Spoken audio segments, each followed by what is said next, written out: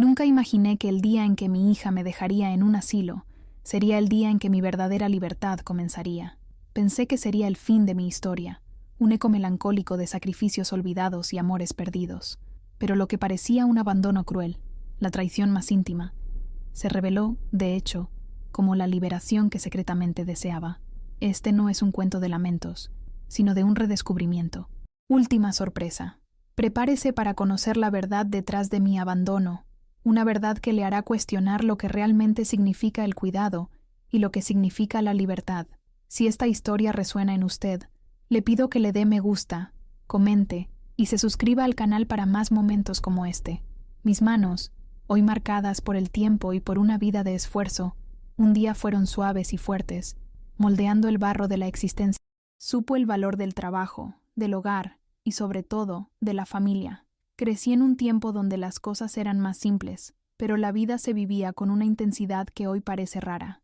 Recuerdo el olor de la tierra mojada después de la lluvia, el sabor de los panes que yo misma horneaba en el horno de leña, y el sonido de la risa de Ana cuando era pequeña, una melodía que acunaba mis días y noches.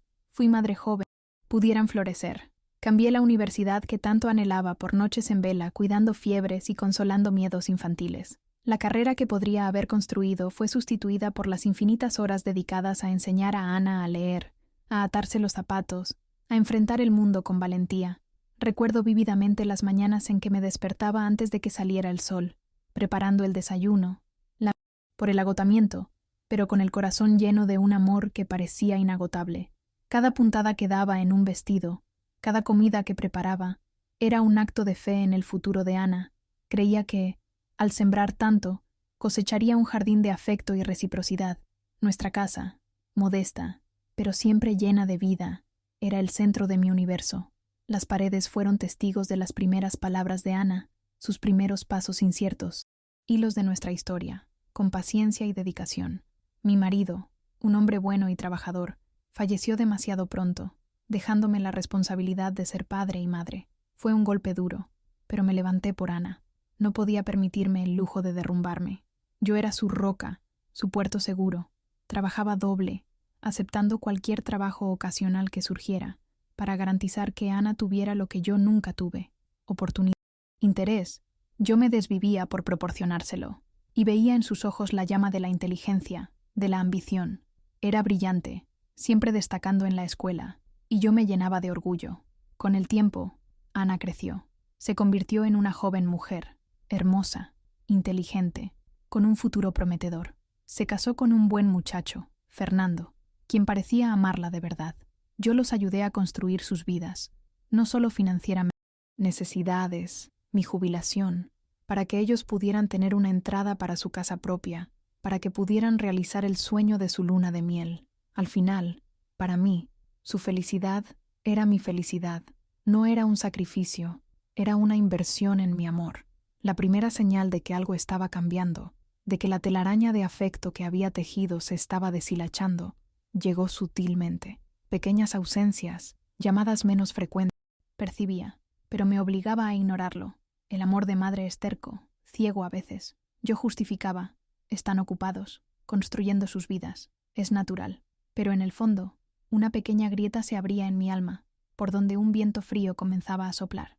Recuerdo una tarde específica, una de las últimas en las que me sentí realmente parte de su universo. Ana y Fernando vinieron a visitarme, y yo preparé su pastel favorito. Vajilla buena, esa que guardaba para ocasiones especiales. Pero la conversación era superficial, llena de vacíos.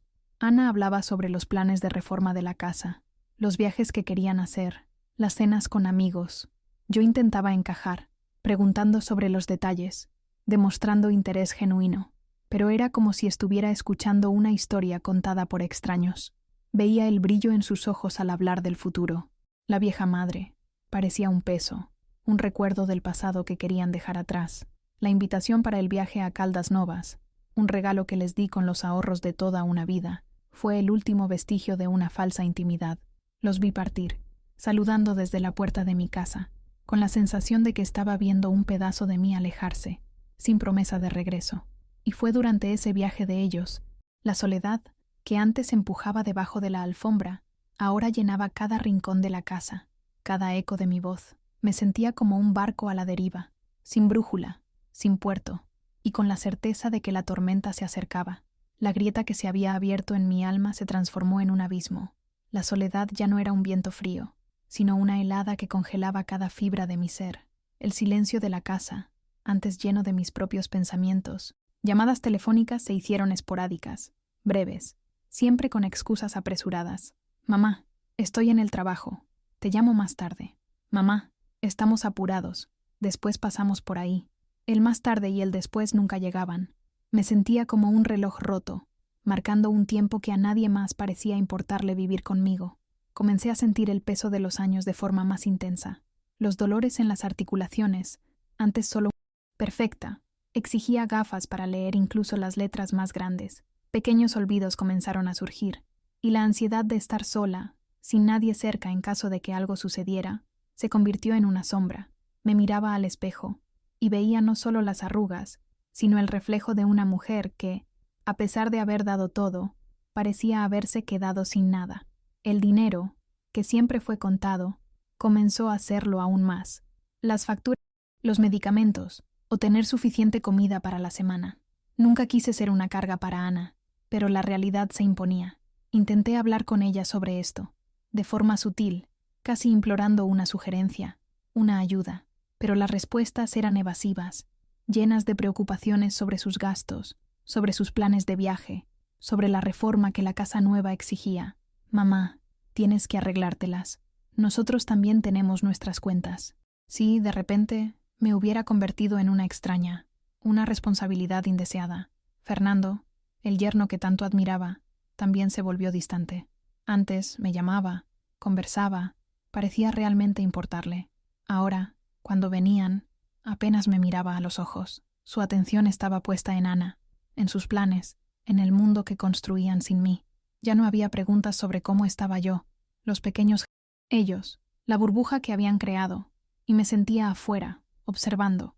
El colmo de mi soledad llegó cuando me caí en casa. Una caída tonta, mientras intentaba alcanzar un libro en el estante. El dolor fue insoportable, y me quedé allí, en el suelo, durante horas, sin poder levantarme. El teléfono estaba lejos, y la voz de Ana, a quien intenté llamar con un hilo de esperanza, no resonó cerca. Fue la vecina, doña Lucía, quien me encontró. Una ambulancia. Me cuidó en el hospital, y durante la recuperación. Ana solo apareció al día siguiente, después de ser avisada por doña Lucía. Su visita fue breve, llena de prisa y cierta vergüenza. Mamá, usted tiene que tener más cuidado. No podemos estar aquí todo el tiempo. Aquellas palabras, dichas con un tono casi de reproche, fueron como puñaladas. Después de este episodio, las visitas de Ana se volvieron aún más raras, las llamadas, con un compromiso ineludible. La escuchaba hablar con sus amigas sobre cenas lujosas, spas de fin de semana, y la culpa me invadía por ser la barrera que le impedía tener la vida que ella merecía. Empecé a cuestionarme si realmente era tan problemática, tan difícil. El dolor psicológico era más profundo que cualquier dolor físico. Era el dolor de ser olvidada por quien más amaste, por quien dedicaste tu vida. La propuesta llamó una tarde, la voz cargada de una falsa preocupación, de una argumentación ensayada. Mamá, pensando en su bienestar, hemos hablado y creemos que el asilo sería la mejor opción. Allí tendrá compañía, actividades, y nosotros no tendremos que preocuparnos. La palabra preocupar me golpeó como un rayo. Yo era el problema, la preocupación. Yo, que siempre me preocupé por ella, que dediqué cada suspiro para que ella los sacrificios que hice. Pero ella estaba irreductible, blindada por una capa de egoísmo y conveniencia. Fernando, de fondo, asentía en silencio. La decisión ya estaba tomada. No era una pregunta, sino una sentencia. Sentí que el suelo desaparecía bajo mis pies. ¿El asilo? Yo, que siempre fui tan independiente, tan activa, ¿sería ahora confinada a un lugar donde la gente esperaba la muerte? Era el fin de todo, el fin de mi casa, de mis recuerdos. Fernando llegaron con una pequeña caja de cartón para mis pocas cosas. La mayoría de mis pertenencias, dijo ella, no cabrían en la habitación del asilo. Los muebles, los recuerdos, todo sería guardado o donado. Vi mi vida compactada en una caja, reducida a unos pocos objetos que logré rescatar, como un álbum de fotografías descolorido y un pequeño pañuelo bordado por mi madre. La casa, que un día fue mi refugio, ahora era asilo. El aire era pesado, el olor a desinfectante mezclado con un ligero olor a vejez. Los pasillos estaban silenciosos, interrumpidos solo por un gemido ocasional o una tos seca. Ana estaba impaciente. Fernando, aún más. Me dejaron en la habitación, un espacio pequeño con una cama, un armario y una ventana que daba a un muro alto. No hubo despedidas cálidas, solo un «Hasta luego, mamá, te visitaremos cuando podamos». Y así, sensación de vacío que nunca imaginé sentir. El abandono no fue solo físico, sino del alma. Y mientras observaba la puerta cerrarse, vi la foto que Fernando publicó horas después en las redes sociales. Ana y él sonriendo, con maletas de viaje, en el aeropuerto, con la leyenda «Rumbo al paraíso, Hawái». Allá vamos con los suegros más queridos del mundo. La traición era completa, y el dolor, insoportable. Yo, en suegros, olvidada de su propia madre. Los primeros días en el asilo fueron un purgatorio. Cada hora se arrastraba como una eternidad, pesada con el olor a desinfectante y la melancolía de los pasillos. Las paredes de mi habitación, antes un espacio de extrañamiento, ahora eran testigos silenciosos de mi dolor. Me sentía invisible, un eco en un lugar donde los días se confundían y las esperanzas parecían marchitarse. Las propuestas parecían infantiles para una mente que aún bullía de recuerdos y desilusiones. Observaba a los otros ancianos, algunos con los ojos perdidos en el vacío, otros con una resignación serena. Me negaba a ser como ellos. No me entregaría al abandono, sin importar cuánto doliera. La imagen de Ana y Fernando en el aeropuerto, sonriendo, de camino a Hawái con los suegros, era una cicatriz fresca en mi alma. La frase «sacrificio». Me preguntaba cómo pudo olvidar tan fácilmente todo lo que hice por ella, cómo la ambición y la conveniencia pudieron sobrepasar años de amor y dedicación. La rabia, antes un sentimiento dormido, comenzó a arder dentro de mí, pero junto con la rabia había una chispa de algo más, la dignidad. Yo no sería la víctima pasiva de esta historia. Fue en una mañana de lluvia, mientras arreglaba las pocas cosas en rescatado, encontré una caja de madera vieja y polvorienta. Estaba allí, olvidada, escondida detrás de unas ropas que había doblado a toda prisa. Era una caja que no veía desde hacía décadas, una reliquia de mi juventud. Mi padre, un hombre de pocas palabras, pero de gran sabiduría, me había dado esa caja en mi cumpleaños número 18. «Isabel», me dijo con voz grave, «guarda aquí lo que es más precioso para ti. Y esconde donde menos esperamos». En ese momento, había guardado pequeñas joyas, cartas de amor de mi difunto marido y algunas monedas de oro que mi abuela me había dado. Con las manos temblorosas, abrí la caja. El polvo de los años se dispersó en el aire, y el olor a madera antigua llenó la habitación. Dentro, debajo de las joyas y las cartas, había un sobre amarillento, sin remitente. La caligrafía no me era familiar. Era una... Las palabras con dificultad. Empecé a leer, y a cada línea, mi corazón se aceleraba. La rabia se mezclaba con una ola de shock y, finalmente, con un atisbo de claridad. La carta era de un abogado, fechada 15 años atrás, y el contenido era asombroso. No era para mí, sino para mi marido. Revelaba que, tras su muerte, yo sería la única heredera de una sustancial suma de dinero, invertida en títulos e inmuebles, y que esa herencia era... Yo sabía prudente, pero nunca imaginaría que hubiera acumulado tanto. Había hecho una serie de inversiones inteligentes a lo largo de los años, manteniéndolas en secreto para protegerme y garantizar nuestro futuro. La carta también mencionaba una cláusula especial, un fondo de seguridad para mi vejez, que solo sería accesible en caso de que yo necesitara cuidados más intensivos o un apoyo financiero más robusto. Y lo más impactante, una cláusula detallaba que, en caso de que fuera institucionalizada en un asilo o residencia de ancianos, el valor del fondo sería liberado automáticamente a mi nombre, sin necesidad de intermediarios, para garantizar mi confort y dignidad. Estaba en shock. Durante todos esos años, había vivido de forma sencilla, haciendo sacrificios, creyendo que lo poco que teníamos era todo. Me había privado de tantas cosas. Había ayudado a Ana con los ahorros de una vida. Tiempo. Estaba escondida en una caja de madera. La herencia era más que suficiente para que yo viviera con comodidad, para tener todos los cuidados que necesitara y para realizar todos mis sueños que quedaron dormidos. Mi marido, Incluso después de la muerte, había cuidado de mí de una forma que yo jamás podría imaginar. La ironía era brutal. Ana me dejó en un asilo, pensando que se estaba librando de una carga. Bienestar. Ella me había abandonado en el lugar exacto que garantizaría mi acceso a una fortuna que ella ni soñaba que existía. El dolor del abandono todavía estaba allí, pero ahora venía acompañado de una fuerza inesperada, de una sensación de poder que no sentía desde hacía mucho tiempo. La humillación de ser dejada en un asilo se transformaba en una estrategia, un golpe maestro del destino. Con la carta en la mano, sentí una claridad. Excusas de Ana, la prisa en internarme, todo cobraba un nuevo sentido. Yo era el obstáculo para la vida que ella quería tener, la conveniencia de no tener que lidiar con una madre anciana. Pero ella no sabía que, al intentar silenciarme, había, sin querer, encendido mi voz. La rabia se transformó en una fría determinación. No se trataba de venganza en el sentido mezquino, sino de justicia, de recuperar mi dignidad y quizás de dar una lección. Amor de mi marido y la llave para un futuro que jamás imaginé. Y sabía exactamente lo que haría. El juego había cambiado. Con la carta en mis manos, sentí una fuerza que hacía mucho tiempo no me habitaba. El dolor del abandono no había desaparecido, pero ahora estaba templado por una nueva certeza, la de que no era una carga, sino la poseedora de un secreto que cambiaría el juego. No había espacio para la duda en la carta. Fue un proceso demorado, ya que los años habían pasado y la oficina había cambiado de manos. Sin embargo, con persistencia, logré localizar al sucesor legal. La conversación fue tensa al principio. Él, escéptico, yo, determinada. Le envié una copia de la carta y de mi certificado de matrimonio. Con cada documento que le proporcionaba, con cada detalle que le revelaba sobre mi vida, la incredulidad en su voz disminuía. Confirmación. La herencia existía, y el fondo de seguridad para mi vejez, con la activación de la cláusula de ingreso en asilo, estaba, de hecho, liberado.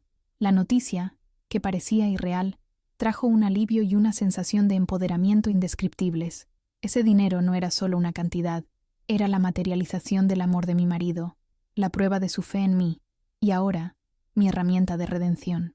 La noticia de que yo había pedido al abogado que, discretamente, iniciara el proceso de transferencia del fondo a una nueva cuenta a mi nombre, y que también me ayudara a dejar el asilo sin levantar sospechas. Para los empleados, yo simplemente había sido dada de alta y me había ido a un lugar mejor. Cuando Ana llamó, su voz estaba llena de una extraña mezcla de preocupación e irritación. «Mamá, ¿dónde está?» Fuimos a visitarla y nos dijeron que ya no está allí. Quería un enfrentamiento histérico, sino un diálogo que fuera una sentencia silenciosa. Elegí un café discreto, lejos de miradas curiosas, para nuestro encuentro. Llegué unos minutos antes, sentada a la mesa, con una taza de té de manzanilla, observando a la gente pasar. Cuando Ana y Fernando llegaron, vi el asombro en sus ojos. Llevaba un vestido nuevo, simple, pero elegante, y mi cabello, antes despeinado en el asilo, calma serena, casi enigmática. Ana se sentó, con el ceño fruncido. «Mamá, nos asustó. ¿Por qué salió del asilo sin avisar?» Tomé un sorbo de mi té. Mi voz era baja pero firme, porque ya no había razón para que me quedara allí, Ana. Y francamente, porque ya no necesito un asilo. Fernando intervino con un tono de reproche. «Doña Isabel, no puede desaparecer así como así. Nos preocupamos». Una sonrisa triste se formó. Recuerdo un tiempo en que su preocupación era conmigo en Hawái, con los suegros más queridos del mundo, mientras yo estaba en un lugar que la mayoría de la gente asocia con el fin de la vida. El rostro de Ana palideció. Fernando desvió la mirada. El silencio que siguió fue pesado, cargado de culpa no dicha. «No estoy aquí para hacer que se sientan culpables», continué, la voz aún suave, pero con cada palabra pesada. «Muchas cosas. Descubrí que mi marido, su padre, dejó una herencia considerable, más de lo que jamás imaginé. Un fondo que solo sería liberado, irónicamente, si yo necesitara cuidados intensivos o fuera a un asilo». Los ojos de Ana se abrieron de par en par. Fernando se atragantó con su propio aliento. La sorpresa y el shock eran visibles en sus rostros. La ambición, que antes los cegaba, ahora los golpeaba como un rayo. «Sí, cuenta a mi nombre, suficiente para que yo viva con dignidad, con comodidad, y para tener todos los cuidados que necesito, sin depender de nadie.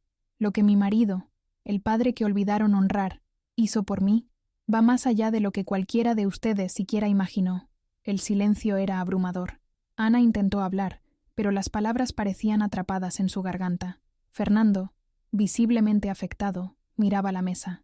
No había vidas, sus sueños, dije, mi voz ahora teñida con un toque de melancolía. Pero lo que no entendieron es que una madre no es una carga a desechar, es una historia, un legado. Sacrifiqué mucho para que ustedes tuvieran la vida que tienen, y lo que pedía a cambio no era dinero, era presencia, era afecto, era un mínimo de reconocimiento. Ana comenzó a llorar, un llanto silencioso, las lágrimas resbalando por sus mejillas.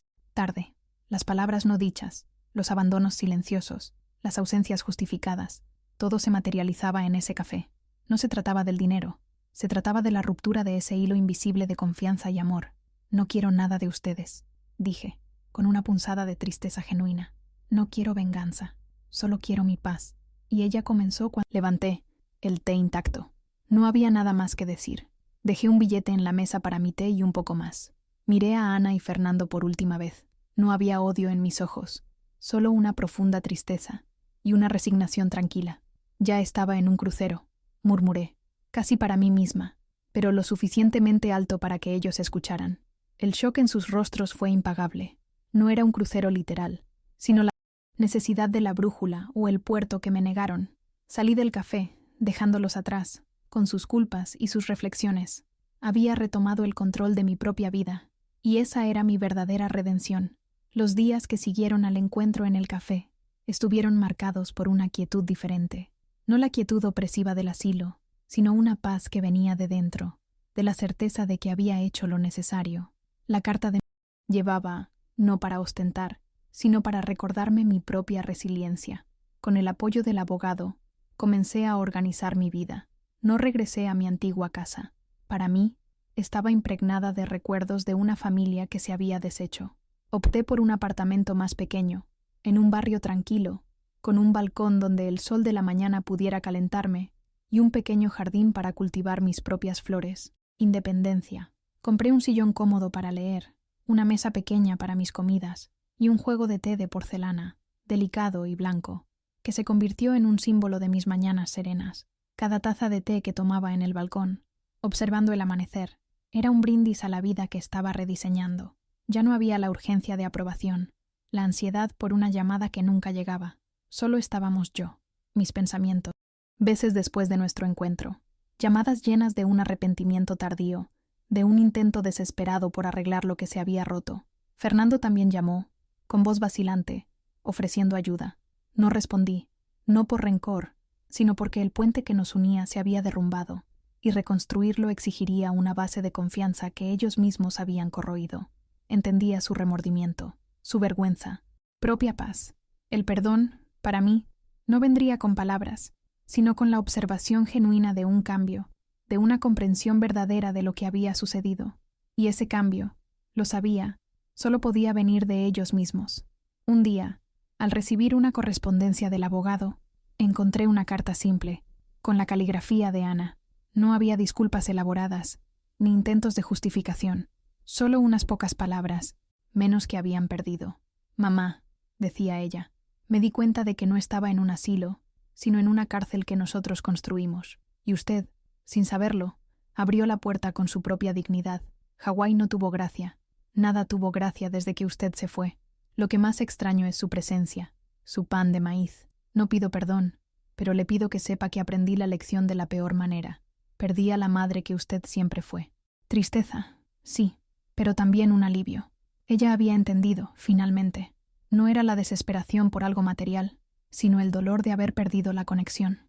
No respondí la carta de inmediato, no por dureza, sino porque sabía que el tiempo y la reflexión serían los verdaderos sanadores. Quizás un día el camino se abriera de nuevo, pero esta vez sería sobre la reconstrucción de la confianza, no sobre un lazo roto.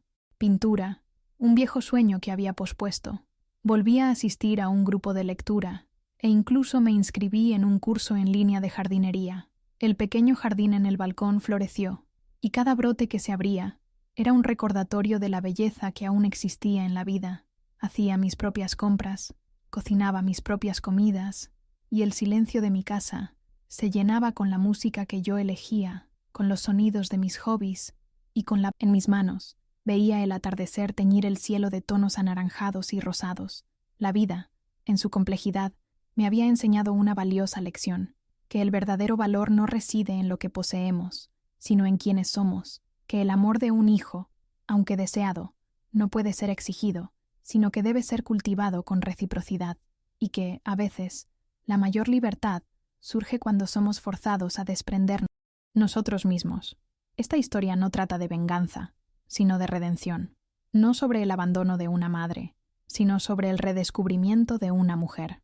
Nos recuerda que, incluso en las circunstancias más difíciles, podemos encontrar un giro, una nueva oportunidad, y que a veces la vida nos quita algo para darnos algo mucho mayor, a nosotros mismos. Si esta historia ha tocado su corazón, si le ha hecho, comente abajo sus impresiones.